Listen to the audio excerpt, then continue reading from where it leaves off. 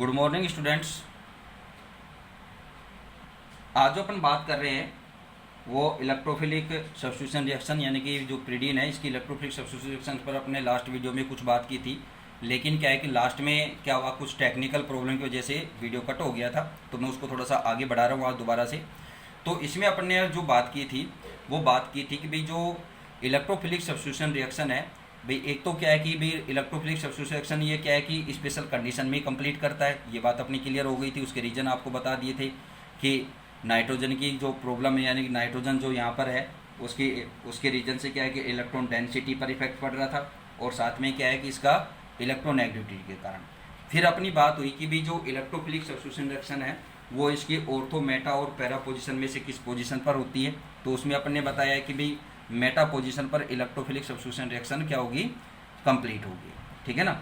और उसका रीजन यहाँ पर क्या था भी अपन ने बताया कि रेजोनेटिव स्ट्रक्चर से अपन ने बात की कि अगर क्या है कि ऑर्थो और पैरा पोजीशन है, इस पर क्या है कि जो -I इफेक्ट है नाइट्रोजन के रीजन से, वो क्या होता है, उसका इफेक्ट यहाँ पर ज़्यादा होता है बजाय किसके, मेटा पोजीशन के।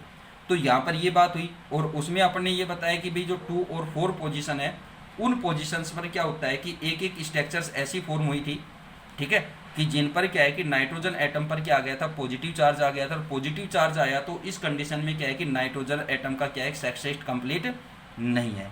तो इस रीजन से ये क्या हो जाते हैं, दोनों अनस्टेबल हो जाते हैं। और अनस्टेबिलिटी के एक रीजन से क्या है कि यहाँ पर अपने सीधी बात क्या है कि 2 और 4 पोजीशन यानी कि ऑर्थो और पैरा पोजीशन पर इलेक्ट्रोफिलिक सब्स्टिट्यूशन रिएक्शन पॉसिबल नहीं है।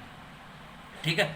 फिर अपने बात की पोजीशन नंबर 3। तो पोजीशन नंबर 3 पर अपने ये इसकी क्या बनाई थी, रेजोनेटिव स्ट्रक्चर अपने फॉर्म की। तो इस पर अपने बात कर रहे थे, तो उसमें अपने क्या कहा कि भी इसमें ऐसी कोई भी क्या है कि एक भी ऐसी कंडीशन यहाँ पर फॉर्म नहीं हो रही है कि जिसमें क्या है कि इसमें किसी भी एटम का क्या है कि सेक्सेट कंप्लीट नहीं हो रहा। तो सभी का सेक्सेट कंप्लीट है तो ये स्टेबल कंडीशंस आ जाती है। तो उस रीजन से अपने यहाँ पर बात की कि भी ये क्या करता है कि इलेक्ट्रोफिलिक सब्स्टिट्यूशन रिएक्शन जो है वो मेटा पोजीशन यानी कि 3 पोजीशन पर ही संपन्न करता है। भाई 3 और 5th पोजीशन की बात करें, अगर ऑलरेडी कोई 3 पोजीशन पर कोई सब्स्टिट्यूट ग्रुप जुड़ा हुआ है तो वो 5th पोजीशन पर हो जाएगा। ठीक है ना। या अपनी सीधी बात करें 3 और 5th पोजीशन पर क्या होगा कि इलेक्ट्रोफिलिक सब्स्टिट्यूशन रिएक्शन यहाँ पर क्या हो जाएगी, कंप्लीट हो जाएगी। ठीक है। तो ये कुछ बात रह गई थी मेरी बोलनी उस लास्ट वीडियो में, ठीक है, क्योंकि वीडियो कट हो गया था कुछ प्रॉब्लम से, तो आज मैंने ये आपको कंप्लीट कर दिया है। ठीक है। आज अपना आगे जो बात करेंगे वो आगे बात करते हैं कि इसकी जो प्रीडीन है, इस प्रीडीन की क्या है कि कुछ इलेक्ट्रोफिलिक सब्स्टिट्यूशन रिएक्शंस पर अपन बात करेंगे कि जो कुछ एग्जाम्पल्स हैं, तो उन एग्जाम्पल्स में कौन कौन सी इलेक्ट्रोफिलिक सब्स्टिट्यूशन रिएक्शंस जो आती है तो उन पर अपना आज डिस्कस करते हैं। तो यानी कि जो अदर एग्जाम्पल अपन बात करें, यहाँ पर आप कुछ एग्जाम्पल्स देंगे। ठीक है।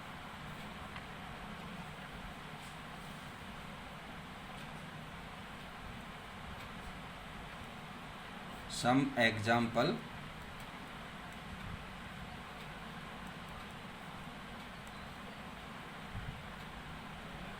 Of electrophilic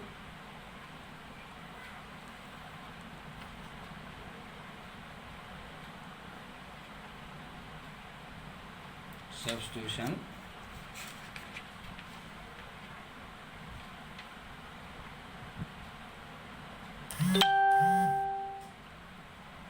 reaction in pyridine. ठीक है। इसके कुछ उदाहरण, तो इसमें एग्जाम्पल्स में क्या है फर्स्ट अपना जो आता है वो आता है नाइट्रेशन।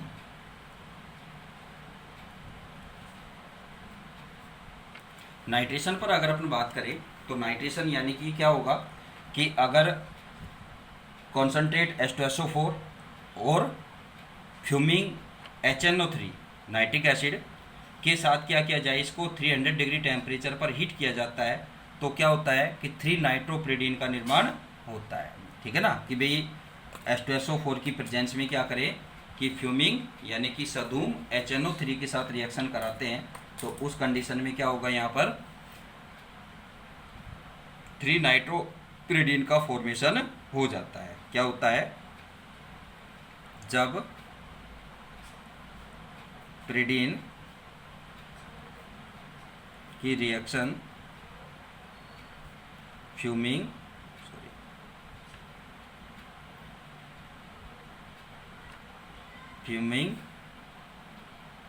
HNO3 के साथ कॉन्सनट्रेट H2SO4 की प्रेजेंस में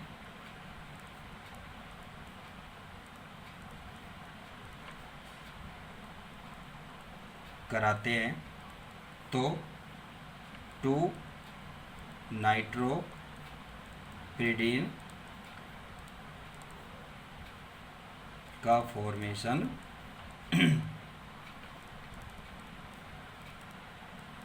होता है, निर्माण होता है। रिएक्शन 300 डिग्री टेम्परेचर पर कंप्लीट होती है। ठीक है, अब रिएक्शन बता देंगे आप यहाँ पर। अब अपने को ये बात तो क्लियर हो ही गई है कि कौन सी पोजीशन पर ग्रुप जुड़ेगा, ये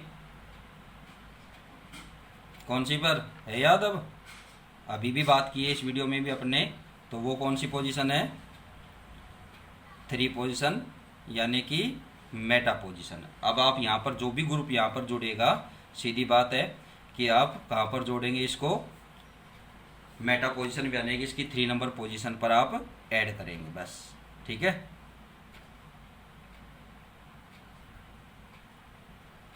अरे 2 लिख दिया मैंने, सॉरी 3 नाइट्रो।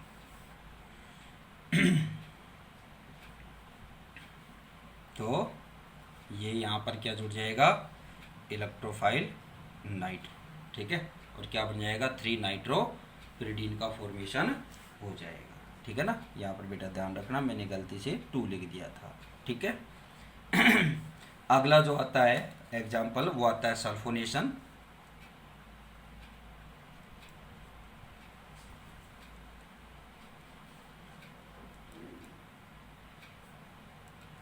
सल्फोनेशन में अपन बात करें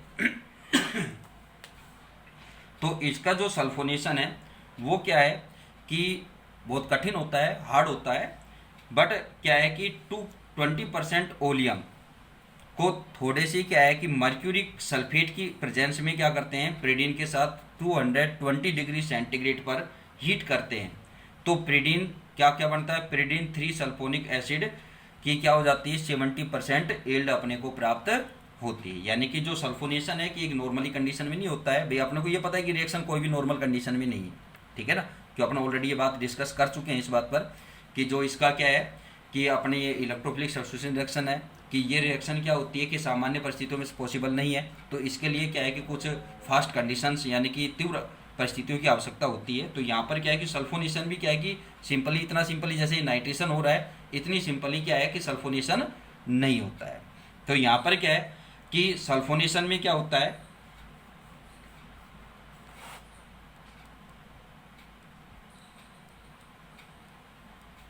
प्रीडीन का सल्फोनेशन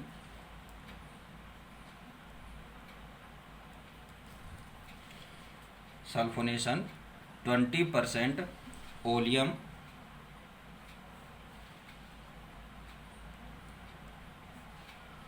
H2SO7 के साथ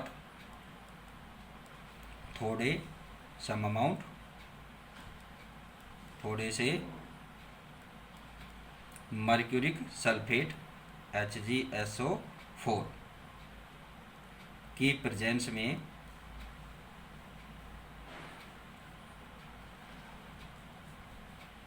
टू 220 डिग्री सेंटीग्रेड टेम्परेचर पर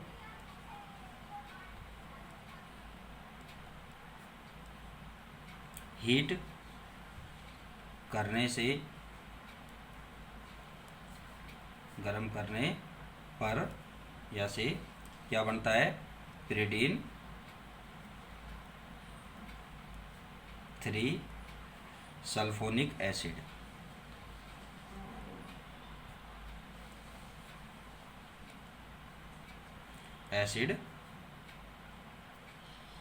बनता है। जिसकी यील्ड लब्धि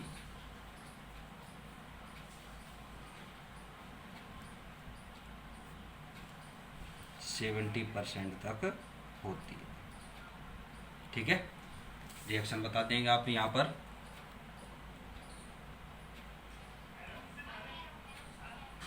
ये प्रिडीन, इसकी ओलियम एसिड,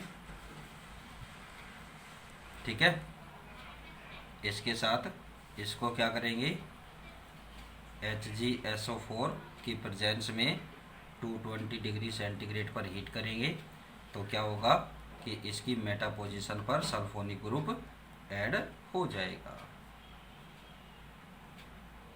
SO3H। ठीक है, तो ये रिएक्शन यहाँ पर इस तरह से कंप्लीट हो जाएगी। क्या बन जाएगा, प्रिडीन 3 सल्फोनिक एसिड का फॉर्मेशन हो जाएगा। ठीक है, नेक्स्ट जो एग्जांपल आता है इसकी मेन रिएक्शन, यानी कि जो सब्स्टिट्यूशन रिएक्शन है, इलेक्ट्रोफिलिक सब्स्टिट्यूशन रिएक्शन है, तो इसमें आता है हैलोजिनेशन।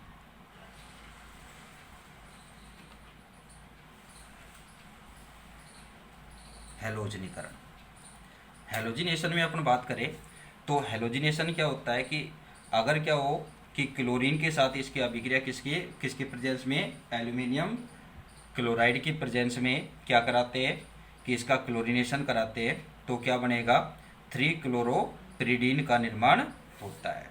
क्या होता है, जब पिरीडीन की रिएक्शन अभिक्रिया क्लोरीन के साथ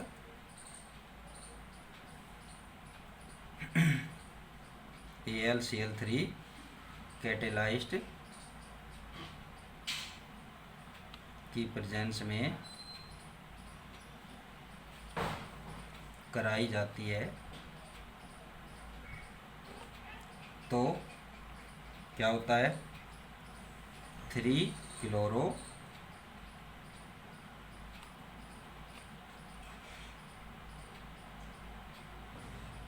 3-क्लोरोपिरीडीन का फॉर्मेशन होता है। ठीक है, रिएक्शन क्या हो जाएगी यहाँ पर,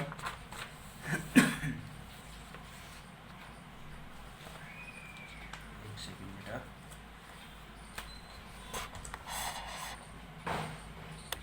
रिएक्शन कैसे बताएंगे आप यहाँ पर। अब क्या होगा, मेटा पोजीशन पर क्लोरीन जोड़ देंगे आप। ठीक है, रिएक्शन तो सिंपल सी है, प्लस Cl2, प्रेजेंस किसकी है, AlCl3 की प्रेजेंस है। ठीक है, और इसकी प्रेजेंस में इसके क्या देंगे, 2 मॉलिक्यूल्स यहाँ पर यूज होंगे और क्या बन जाएगा, 3-क्लोरोपिरीडीन, 3-क्लोरोपिरीडीन का निर्माण हो जाएगा। ठीक है, अगर क्या होता है, पिरीडीन व ब्रोमीन की वाष्प को क्या किया जाता है, 300 डिग्री सेंटीग्रेड पर चारकोल की प्रेजेंस में क्या है, चारकोल कैटलाइस्ट की प्रेजेंस में क्या किया जाता है, इसको पास थ्रू किया जाता है, तो 3 ब्रोमो व 3,5 डाई ब्रोमो पिरीडीन का निर्माण होता है। ठीक है ना, यही इसका एक मिक्सचर मिलेगा। क्या होता है, यदि पिरीडीन व ब्रोमीन वेपर को 300 डिग्री सेंटीग्रेड टेम्परेचर पर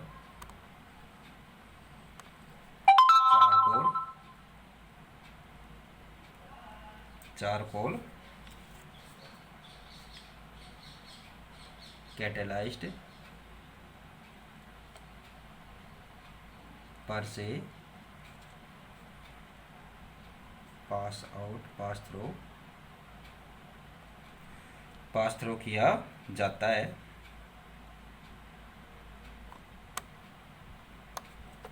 तो 3 ब्रोमो व 3,5 डाई ब्रोमो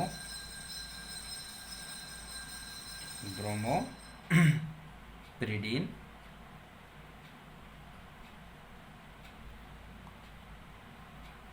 बनता है। ठीक है, रिएक्शन कैसे हो जाएगी, ये पिरिडीन ले लिया आपने, इसका क्या कराएंगे, एक तरह से ब्रोमिनेशन, ठीक है ना, हेलोजिनेशन चल ही रहा है अपना। ठीक है, तो यहाँ पर कैटेलाइज्ड कौन सा है, चारकोल। ठीक है, चारकोल, इसकी प्रेजेंस और 300 डिग्री सेंटीग्रेड टेम्परेचर की प्रेजेंस में होगा, तो यहाँ पर 2 ब्रोमो और 3,5 डाईब्रोमो का क्या मिलेगा, एक मिक्सचर कंपाउंड मिलेगा। ये तो हो गया 3 ब्रोमो प्लस 3 और 5, यानी कि यहाँ पर भी आप 1 ब्रोमो ऐड करेंगे।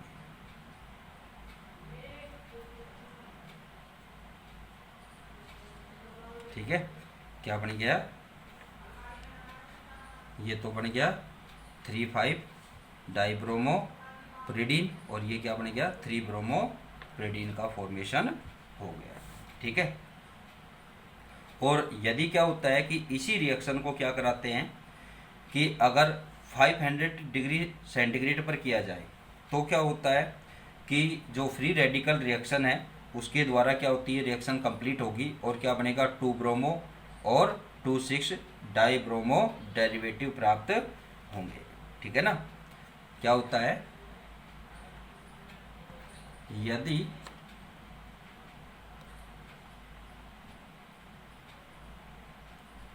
पिरिडीन की अभिक्रिया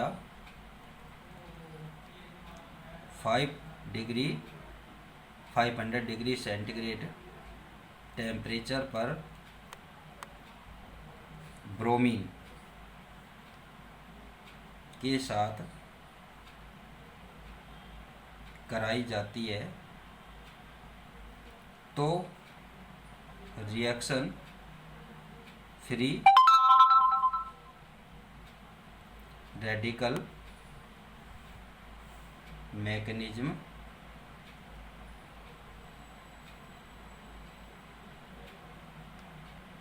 द्वारा संपन्न होती है, कंप्लीटेड होती है, तथा 2 ब्रोमो एंड 2,6 डाईब्रोमो पिरिडीन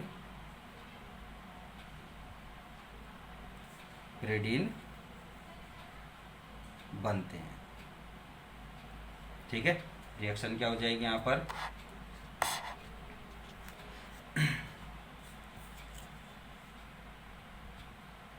ये पिरिडीन, ठीक है, इस पिरिडीन के साथ किसकी रिएक्शन कराएंगे, ब्रोमीन की, लेकिन टेम्परेचर चेंज है और वो क्या हो जाएगा 500 डिग्री सेंटीग्रेड।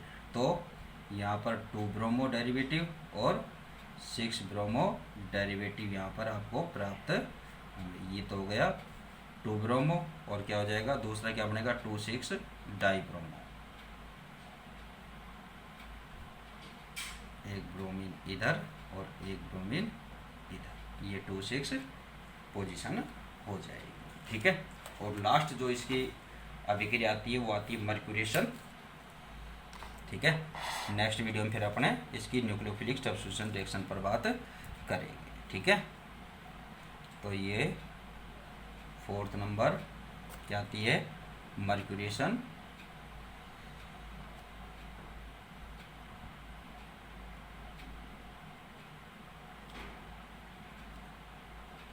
ठीक है, मर्क्यूरेशन में क्या कराएं कि अगर क्या होता है मर्क्यूरिक एसीटेट, क्या होता है,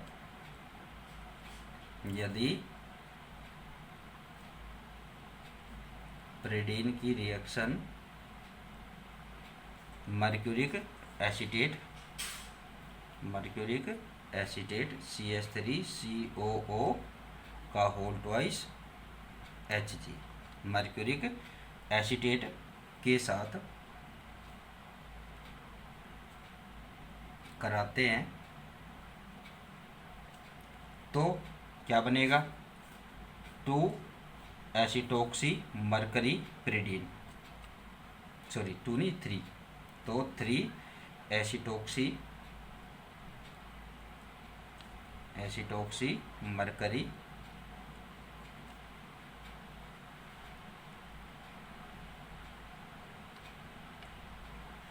pyridine.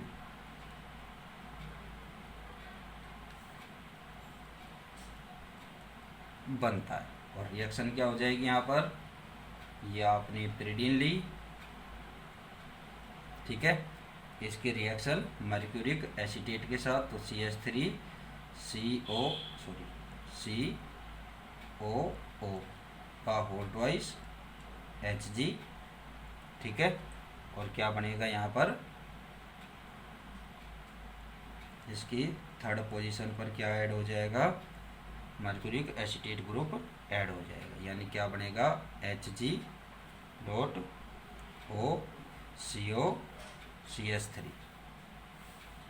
Plus acetic acid CH3COOH, ठीक है। तो ये क्या है, इसकी कुछ क्या हो गए, इलेक्ट्रोफिलिक सब्स्टिट्यूशन रिएक्शन के एग्जांपल्स हो गए। अब जो नेक्स्ट वीडियो आएगा उसमें आएगा न्यूक्लियोफिलिक सब्स्टिट्यूशन रिएक्शन, तो उस पर अपन क्या नेक्स्ट वीडियो में डिस्कस करेंगे। Thank you.